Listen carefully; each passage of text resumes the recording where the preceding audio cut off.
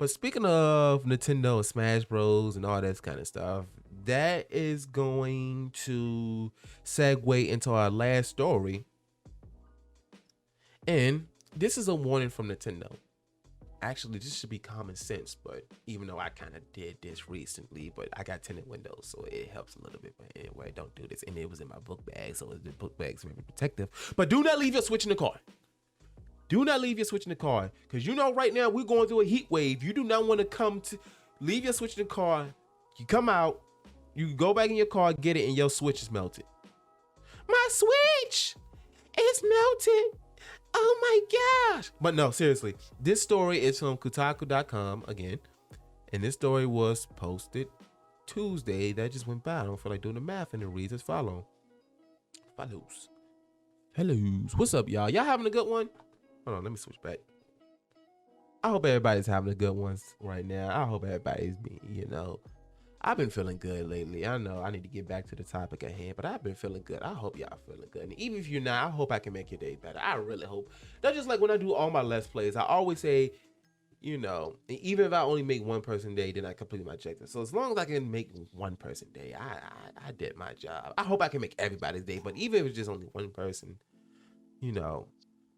that's why what me and Steven is here for. We love to entertain. We like to entertain y'all. And of course, yes, I would love to have, do content creation full time and make money off this. But at the same time, though, the reason why is because this is fun to me. And not only that, I'm super dedicated. This is like, I literally breathe content creation. When I say I literally breathe, I ain't gonna say literally, but when I say content creation is like, I'm just gonna keep saying this. I just love doing it. That should explain enough. Like literally, I can be at work and I get distracted because I've been in training the last few weeks. Because I got a new job. So if they're not really talking about much, I would literally, because my work desk is right there. Which eventually, when I move, that's gonna be my desk I use for content creation and whatnot. I would literally go back, roll back because I have a rolling chair. I would literally roll back to this computer and start editing. Or if I'm on my break, I'll literally just roll back and just start editing or doing whatever, coming up with ideas. So I really love doing this, and I hope everybody.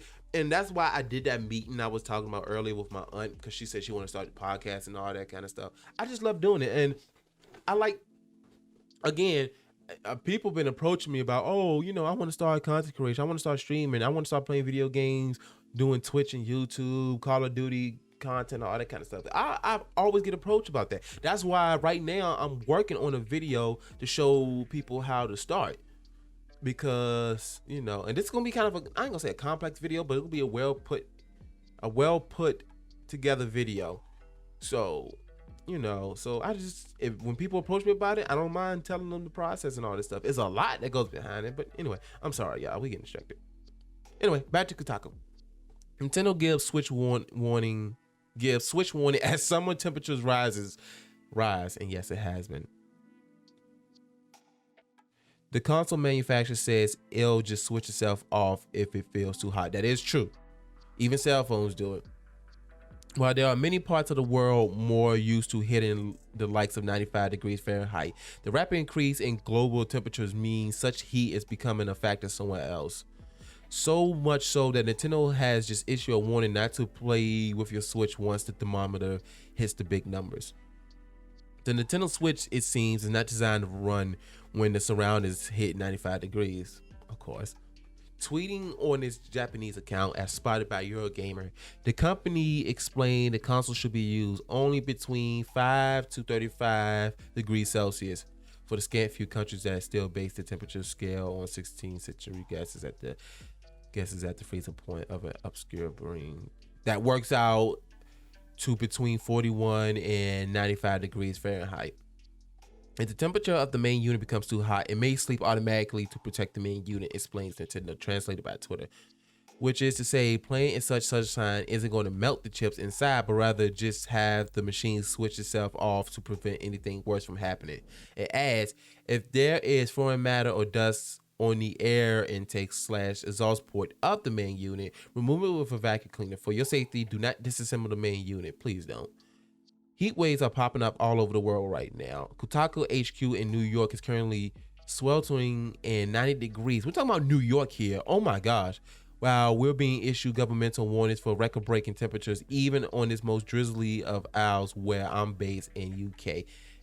In both places, heat over what I'm now calling the Nintendo limit is expected early next week. Anyway, yeah. That should be self-explanatory. You should not be leaving you wouldn't leave your Xbox in the car, would you? You wouldn't leave your PlayStation in the car, would you? That being said, I ain't gonna lie, my Switch has been in my car for the last day or two. But it's been in the book bag and it's been in the my car has tinted windows. And I should know better. And that's why I finally took it out of my car, because it was in there for a few days, because I left it on my friend's house, my brother's house, and because two of my brothers live together. But when I finally went to pick it up, because I left it over there for some time, I had some stuff in my hand. Well, no. This was the day that I took Dusty out. That's the reason why I went to my brother's house, is to get my my Switch, because it was in the book bag, and I brought Dusty with me. That was the reason why I left it in the car, because I was holding Dusty, but I also went to get some food. So I was holding both Dusty and my food, and Dusty kept moving in my hand, so it was it was a lot that was going on.